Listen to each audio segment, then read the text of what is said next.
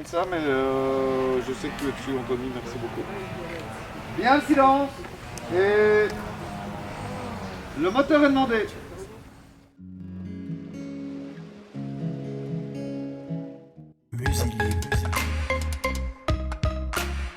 Moi je suis assistant réalisateur. Il existe 3 genres d'assistants réalisateurs. Le premier assistant qui s'occupe que tout le monde, que tout le plateau soit bien organisé, qu'on ait tout ce dont on ait besoin, puisque quand tu écris un scénario, tu dois trouver un décor, des acteurs, des costumes, qui doivent être parfois les mêmes que d'autres scènes qu'on a filmées des jours et des jours avant.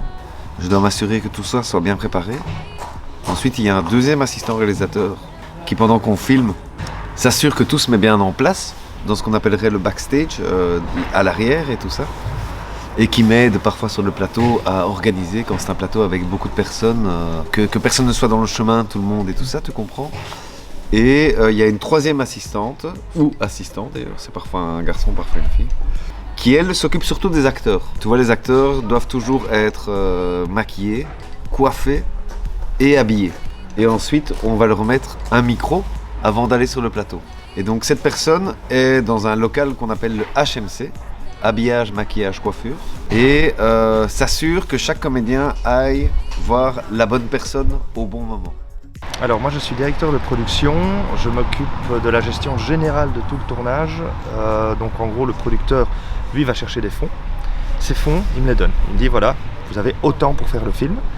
Ensuite, moi je dispatche, j'engage toute l'équipe. Je vérifie avec les assistants réalisateurs qui organisent le tournage, que tout concorde par rapport au budget. Et puis là maintenant, pendant le tournage, je viens vérifier que ce que j'ai prévu fonctionne sur le plateau. Moi je fais la régie, donc je m'occupe de tout ce qui est encadrement du plateau de tournage. Donc je m'occupe d'encadrer au mieux les techniciens pour qu'ils puissent travailler dans de bonnes conditions. Donc je m'occupe de tous les locaux annexes pour pouvoir accueillir le maquillage, la production, faire manger l'équipe. Et aussi les autorisations pour les tournages. Par exemple ici on est dans le parc Pater et on a géré pour avoir la privatisation du parc, pour pouvoir tourner dans les bonnes conditions.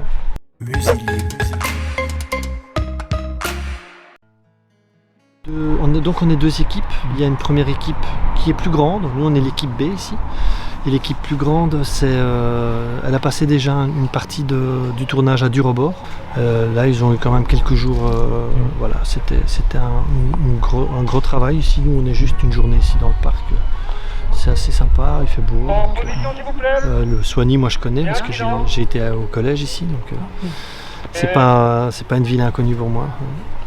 Alors il se passe bien, mais c'est compliqué parce que 1 jour sur 3, on se retrouve avec 2 équipes. Donc ici on est sur une équipe B, donc une équipe plus petite, qui font des scènes, on va dire, plus simples. Pourquoi elles sont plus simples? Parce que ça nécessite moins d'éclairage. Donc on utilise la lumière du jour comme l'éclairage naturel. Et donc on vient juste mettre des gros phares et des gros filtres pour pouvoir voilà, contrôler la lumière. Donc on a une équipe plus petite. Mais pendant ce temps-là, de l'autre côté, à 25 km d'ici, il y a une autre équipe qui est 2 fois plus grosse et qui tourne d'autres scènes plus complexes. Cette fois-ci en intérieur, avec plus de comédiens.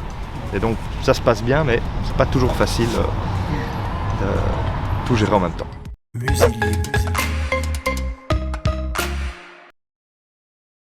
Je lui conseille d'avoir beaucoup de volonté, parce que c'est un travail qui n'est pas facile d'accès.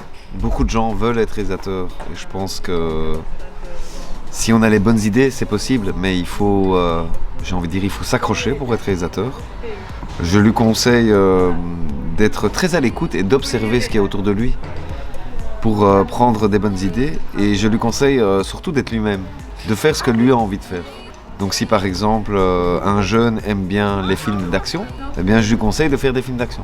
Si un jeune aime bien les comédies romantiques, je lui conseille de faire des comédies romantiques. Il ne faut pas forcer les choses, je pense. Quand on est réalisateur, il faut faire ce qu'on aime, et c'est toujours plus facile quand on fait ce qu'on aime.